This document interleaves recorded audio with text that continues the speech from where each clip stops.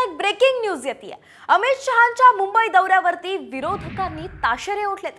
2029 पर्यंत सरकार राहणार की नाही ते बघा असा खोचक टोला संजय राऊतांनी लगावलाय। तर शहांनी 2029 सांगून आधीच माघार घेतली आहे अशी उपहासात्मक टीका काँग्रेस प्रभारी रमेश चेन्निथला यांनी घेतली आहे।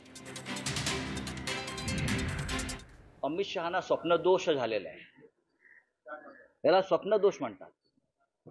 2024ला ते सरकार आणू शकले नाहीत पूर्णपणे। संपूर्ण भाजपला स्वप्नदोषाचा विकार जडलेला आहे। अमित शहा देशाचे गृहमंत्री आहेत। नवी मुंबईत काल महाराष्ट्रात गल्ली फिरत होते, हे त्यांना शोभत नहीं। त्याने राष्ट्राचा विचार करावा। अमित शाह जी ने भी बोला 2029 में हमारा सरकार बनेगा। वो तो 2024 का उन्होंने गिवन अप उन्होंने बोल दिया 2029 में बीजेपी की सरकार बनेगा। 2024 तो उन्होंने छोड़ दिया।